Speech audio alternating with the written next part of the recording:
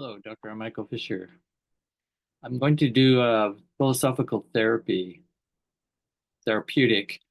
um, program today on really short but basic recovery from receiving a customized terrorized phone call or email, which is basically a scam, as we know in common parlance, and or a heinous crime in another way because of the terrorization that it can do to the victims of these emails, these scam phone calls out of the blue suddenly, and basically an identity theft of some kind takes place often in these scams, not always.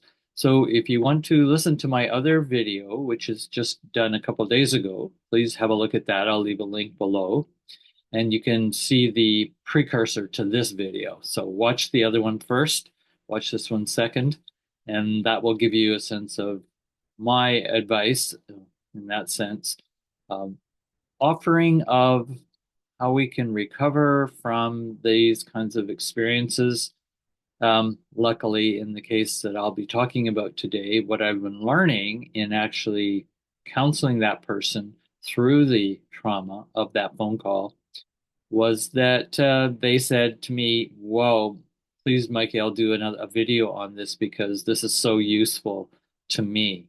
So I am speaking today from not only my experiences as a therapist and a counselor for many years, but I've also just recently had this experience and kind of fine-tuned me to try to think through with this person, at least an initial. So this will be an initial video on the recovery process on the way to healing the trauma of one of these calls of terrorization.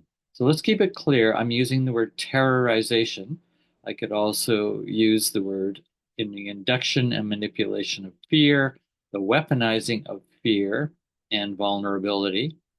Often these phone call scams are geared and directed to, as my experience, toward females, mothers, elderly, grandmothers, and they target them because it seems something goes on in the process of receiving these calls and the way they're manufactured by the scammers, the criminals, that they are designing to go very deep into the care structure or the structuration of how care has evolved in the human organism, and particularly in the woman slash, in many cases, the mother or the motherer or the caregiver, primary, etc. So, not just for mothers, but for, I'm going to say, all humans, today's talk. And it's not going to just be like a clinical psychological therapist going, well, you could use this technique, and I advise you to do this to, begin the recovery process and the healing. I approach that with the knowledge of a trauma-informed approach, but I also have the ability to think through and be a lot more creative in how to approach this issue. And so I like to frame it as today will also be about the philosophy of caring and the theory of caring that you carry and I carry, and particularly victims carry, and how it can contribute to a worsening of the case or the scenario after you have one of those scam calls. Maybe you lost thousands of dollars, as this particular woman that I talked to did, because they were so terrified. And the reality is that there is a process, and my experience has been on a way to heal and not likely be caught again in the same thread or rope around your neck that these expert designers of scams in their terrorization as terrorists that they know how to loop in and get you, right? It's called a hook in, a loop in, a thread in, and they pull the thread and the rope, you're the puppet. That analogy is actually very accurate, and that's why I'm using it. Others probably have used it as well. So I'm not an expert in this particular scam recovery healing process, but it is fundamental to the basis of trauma recovery and healing. And that I know quite well. So let's go through a little bit of some of the details of what this could look like. So when the woman and I were having our peer counseling session, they brought up this issue of the recent scam they had, which again, in that video that I've just done before, have a look at it there so you get the whole story. But basically, it sounded like their daughter was on the phone and they were being held hostage, more or less, by the scammers, and they wanted money to release her. So, 2.5 hours, this particular woman went through as a victim of this crime. And in that 2.5 hours, a lot of deep psychological trauma went on. And that's what I want to work through today a little bit. Surface, as I did with her. So one of the things she shared right away after they tell the story, right? And so you as a listener, you may be a victim someday as well. You can practice this, is that these scams, these terrorist acts, if you're a victim of it, it requires a lot of unconditional attention. Unconditional attention is the first, really, it's the yeast for the bread. It's that analogy, it's so important to the arising and recovery of a healthy human being after one of these incidents. Not saying that there will be scars. Yes, there will be. But the recovery, the resiliency, right? The vitality, the tenacity to return back to life and not end up paranoid is a very important task for a human. Nobody needs to become paranoid and basically a victim at every moment, thinking, when will the next call come? And is it going to be another scam? So that's what goes through the terrified fear part of our brain. So we're going to look at that. Getting the first part of your resiliency back is to not be judged. That's why I said unconditional attention, not be judged. In other words, the really horrible thing after this woman did discover that when she phoned her daughter finally, after the 2.5 hours of this horrible event, that her daughter was fine. There was no incident. There was no interaction with these terrorists, but the damage has been done. She sent the money. She was damaged in some way for 2.5 hours under this extreme tension and control manipulation by an authority, male figure as it happened to be. So you can see male figures controlling females for 2.5 hours under pressure, under terror, is related to rape in some sense, emotionally, intellectually, economically raped. Not something to fool around with, not something to underplay. So that's what I don't do, is I don't underplay it. I would ask you as a listener and you as a victim, if you are someday, don't underplay it. That amount of time that you had an exchange with and when you got manipulated by, and it looks like they won the extortion to get the money, that you're going to blame yourself for when you find out, oh, it was a scam. So the blame, shame game, the guilt, the feeling stupid. Oh my God, how could I have gotten? Okay, so what after you give attention for them to talk through the story a few times, you encourage them for details as much as they want to go through it. You don't force anything, you listen, listen, listen. And sure, they could go to a counselor or therapist and pay for it if they want, or use some techniques that they have, yoga or touch therapy or vagal nerve recalibration. I'm not going to talk about any of those today. I'm talking about really basic human behaviors and practices of the social relational kind. And that is get somebody to listen to you.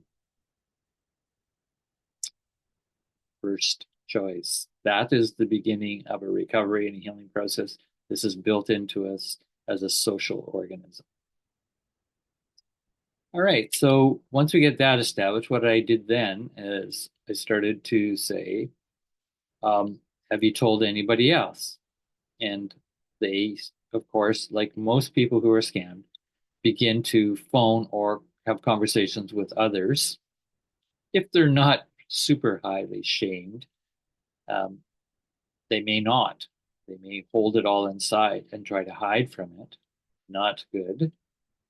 So talk to others, your friends, those you trust, and of course, be prepared, as my friend, that most people cannot handle it very well. Some will feel a little bit empathetic, sympathy, pity for you. Not all of those are very useful. And they also may judge you and say, how could you have done that? I mean, people are scamming. It's on, everybody's advertising scams. So just put the phone down. And even the police officer said to this woman, the best advice, I can give you, we can't do anything about this. We'll never track those people down. And you gave them the money willfully. So, and their advice was, when you hear something like this, put the phone down. And of course, this woman, a mother, said, when my daughter's on the phone screaming, I'll go, it sounded like it, to start and say, hello, mom, I need help.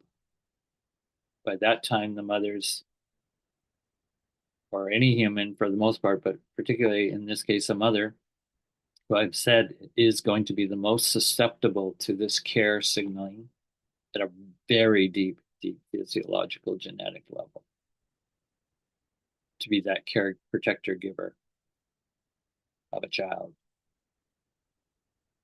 They're hooked. And so it hits a hooking pattern into the fear system of the brain. Very lower functioning, and we don't think all that well generally. Not totally true, because part of the fear system, and this is what I informed my friend when I were telling this story, is okay, well, you're going to hear different advice from people. You're going to hear some people judging, some people being pathetic or empathetic and pitiful, thinking toward you. You don't need pity. You don't need, you know, totally being blamed at all. That's not going to be helpful. You're already blaming yourself. And then basically I encouraged her. I said, so what actually happened? So now this is the second part of after unconditional listening. Then they got to work through how they got judged. And that's what I asked them about. So you told some people what happened. So I listened to that, kind of support them. Okay, now let's go back to what's important for you. Let's forget all these people reacting to you, the policemen, your friends, who perhaps, didn't respond in the way you would have totally liked. And there may be some friends that you were happy about how they responded, but I'm going to suggest none of those connections probably are going to lead to a recovery, a good recovery on the way to a good healing, which could take weeks to months for this person to heal from an incident like this. I then go into, what did you do? What happened? Let's go through that. This is a technique basically very common in therapy rules, but the security expert Gavin de Becker, who wrote the book A Gift of Fear in 1997, signals to survival of violence and how to even avoid violence by paying attention to your fear signals. In other words, he called it your fear intelligence, and I like to call it that too, your defense intelligence system. So at the time, as I said, we don't usually think very well when we're in high fear eventually, or toxic fear, chronic fear, anxiety, but we think really well inside the very initial beginning of a fear signal, which is alert signal. We're wired to be intelligent when there's a threat detected.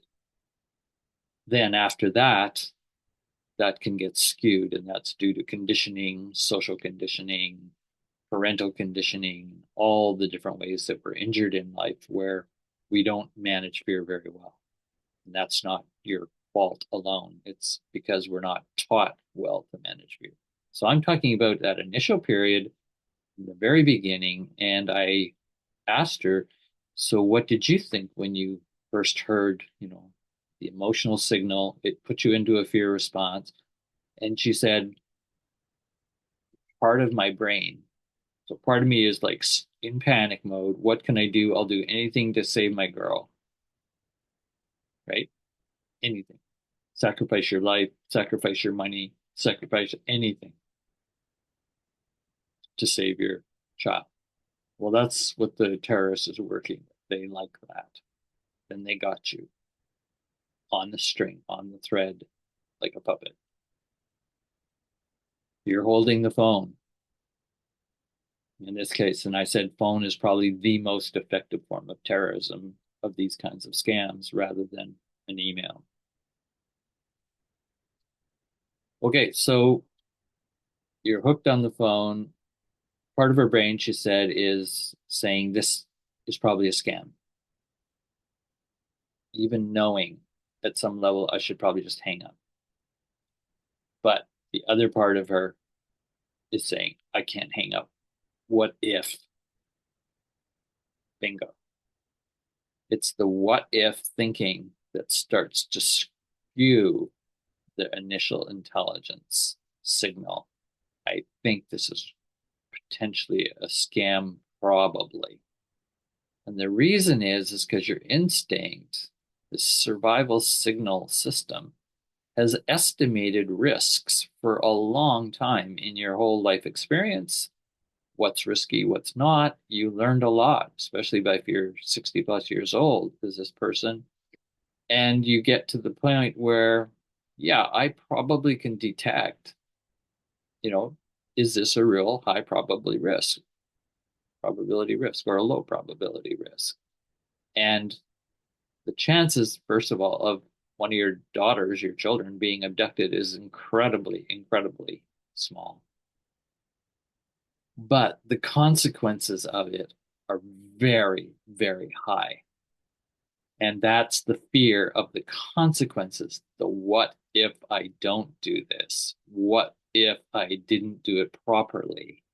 And these people killed, sold my daughter, did whatever they were going to do and threatened to do, which they said they would if the money didn't come, the extortion. So that's the contract they're trying to build with you under terror, which is completely illegal to force and coerce a contract with another human being.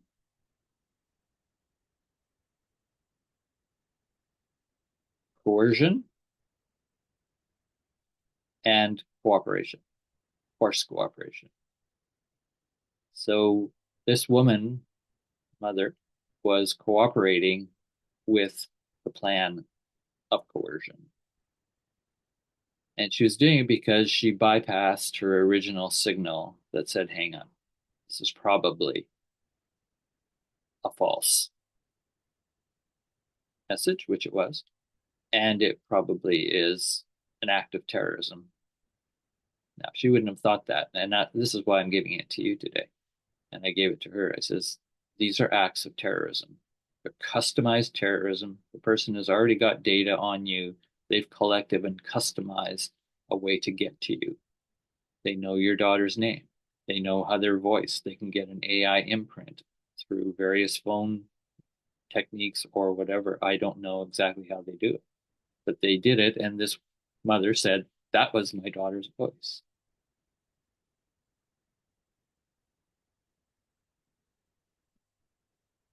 So we've got mimicking going on, and you can get caught in that and fooled. But your original intelligence said to hang up.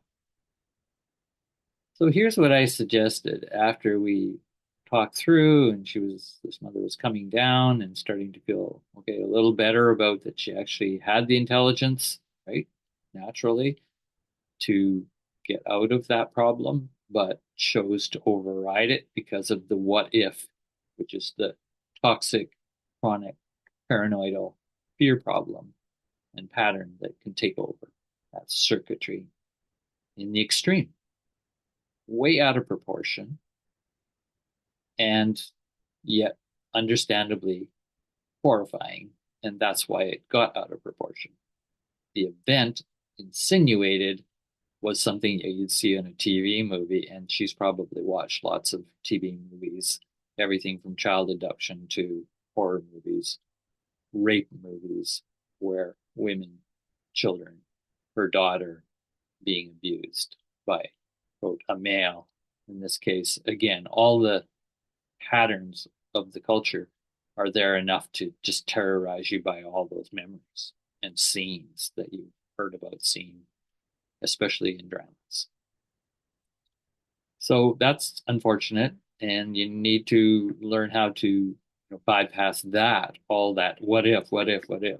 So I said one of the ways to bypass it in the future is if you get a phone call that all of a sudden puts you in shock, and then somebody picks up the phone, the authoritative criminal, and they start not letting you ask questions. They interrupt you and they say, "We've got your daughter, so we'll ask the questions, not you."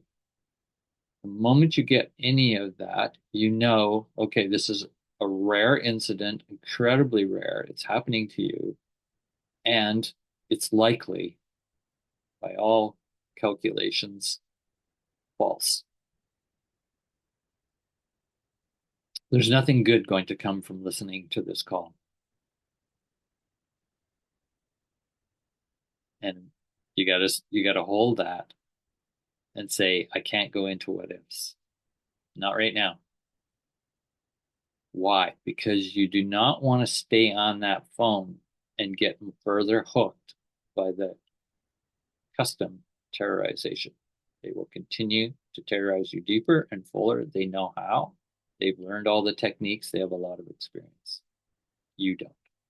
What you have the experience of is saying, oh, I'm going to trust my instincts on this. This is extremely rare. This probably is not happening.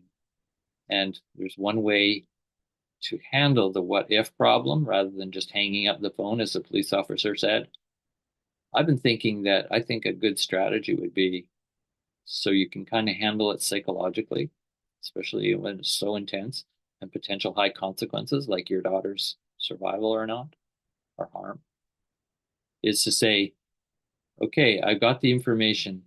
I'm going to hang up this phone and call me in 2 minutes, and do it exactly at 2 minute mark from his point on, not earlier, not later, exactly at 2 minutes. And I will pick up the phone again. And you hang up. What you did is you took control of the string, the rope.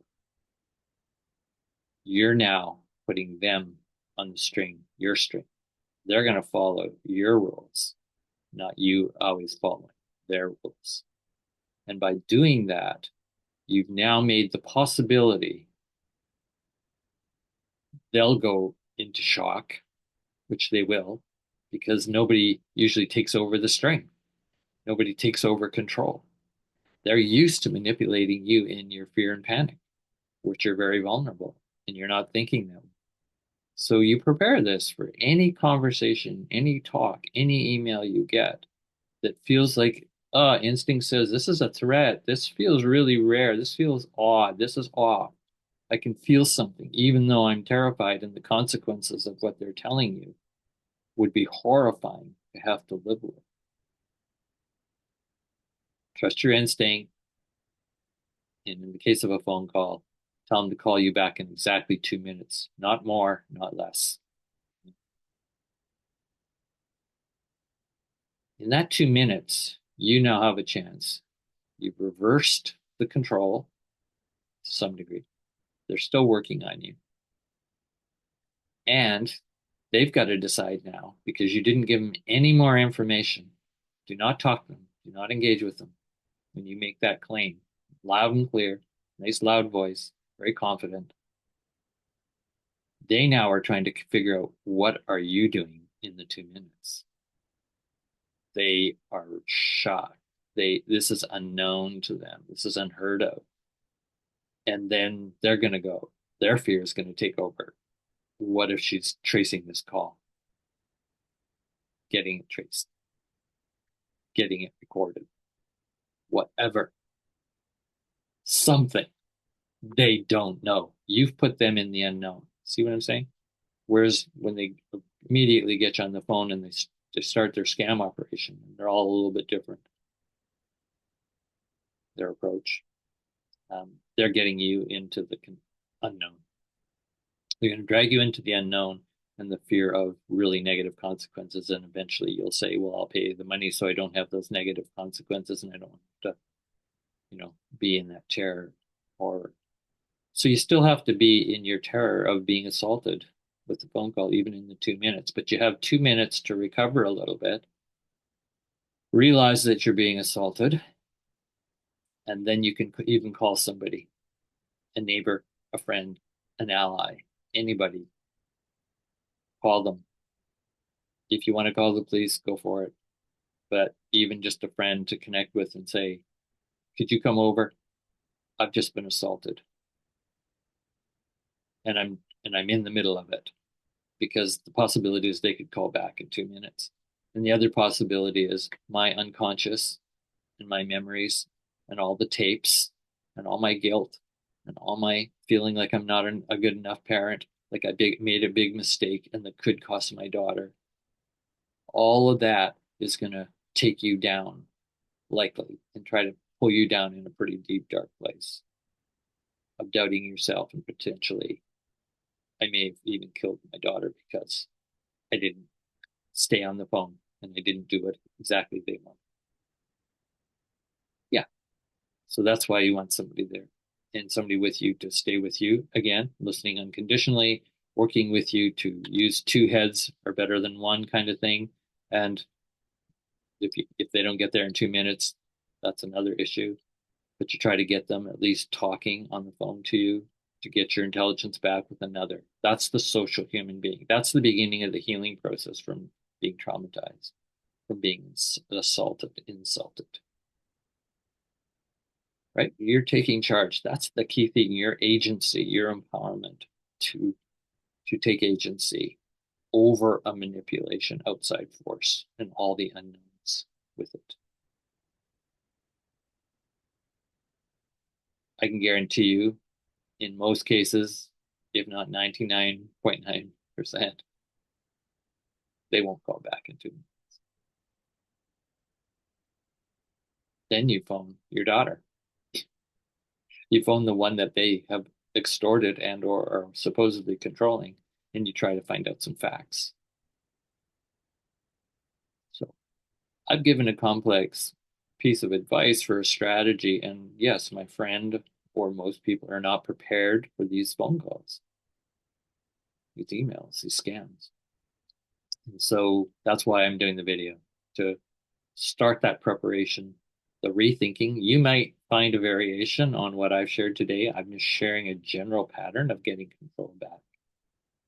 So the next thing in the next phase, and I'll leave this video today on this just beginning, as I said, initial approach to the recovery, is to then go into a conversation, which I did with this woman, is to ask her to focus only on the first, 10 seconds of this incident for 2.5 hours. In other words, I asked her to spend the next week till the next time I talk to her and check in, is that only spend yourself, giving attention to the first 15, 20 seconds of the conversation, no more than a half a minute. Do not give the terrorist your attention, your fear attention. Do not feed them your fear. Even when they're not there, they're gone. They got the money, they ran. See, but in your mind, you still got a terrorist on your shoulders. And the possibility is, wow, if they know that much about my daughter, they know that much about my phone number, that means they could know where I live. That means they could come and attack me. They could, what if, what if? This is where you will continue the work of the terrorists without the terrorists doing any work. And basically, they don't care about you after they got the money. You're internalizing their insult in a way, their toxin, their poison that they just put into your system. So this is what healing and recovery is about, getting the poison through your system so that it's not going to cause much damage. So the system, as far as you're concerned, it failed, but it failed without, grave consequences, certainly not on your daughter's part, but it failed. And that's okay because systems are going to fail. Securities fail. There's no complete safe system of security. Security people, experts will tell you that. So it's called fail safe or safe fail. Fail safe means no fail. You're trying to build a system of security with no fail. Safe fail means you find a way to fail, but safely and with recovery and minimum damage. So that's what you're doing here with me. And I was working with that woman in this kind of process. So the failure is you weren't prepared for the phone call, which most people are not, but now you can be. And the next is pay attention only to the first 30 seconds and keep thinking, what could I have done differently? How could I have arranged that, said things differently, acted differently in the first 30 seconds? And again, I've now given one example of how you could have done that with the 2-minute rule. I'll go over that. And then once we get to the 30-second point, which again is putting a boundary, right? You're putting a boundary on the 2.5-hour extortion of the terrorist act, which is over. Now you just have to relive the trauma. So next session, we will look at, the next few minutes after that. Then eventually the first hour, eventually the 2 hours. So you can extend the amount of attention you're going to give to it, but you still are limiting it. And she found that very useful advice because she could spend her whole time during the week just going over what happened in the 2.5 hours. And a lot of things happened in 2.5 hours, as you can imagine, them on the phone, her phoning them, her going to the bank, them timing her. If you don't get back to me by this time, it was an incredible, horrendous event. Don't take too much on, right? That's the principle. Take on minimum and process it with you in charge. So reevaluating, rethinking through each bit, what you could have done differently in that amount of time, the next slot of time, and so on. Okay, so those are a few strategies off the top, and eventually feel very clear that you have probably a lot of grief, a lot of anger, a lot of rage, and all the different ways you can find to process that. The last thing before I let her go is I said, put something beside your phone. Right today, after we finish our Skype Zoom talk, go to that phone that you picked up that day, that moment, when you got the shock news, the scam. Go to it and put some kind of image there. Maybe it's a photograph, maybe it's a goddess figure in her case, or something that was like a spiritual guide or protector, a powerful symbol, powerful message, could be a note, paper, and you put it right there at your phone and you leave it there while you're going through this recovery and healing journey around this incident for 2.5 hours in this case. And that will always be to remind you of your strategies, who's going to take charge on those kind of phone calls, how are you going to trust your instinct, your fear instinct, the true fear instinct, and not the false fear override that goes into chronic, paranoia, and I will make a mistake and it will cost somebody and it will be horrible and I will be guilty. And you'll be controlled by that. That's just a form of terrorism. All right, I think you got the message. Thanks very much for listening, and feel free again to pass this around to other people and have conversation with me if there's parts you don't understand, parts you don't trust, want clarification on, etc. I'm glad to clarify on video. Okay, so that's it for today. Thanks very much for listening.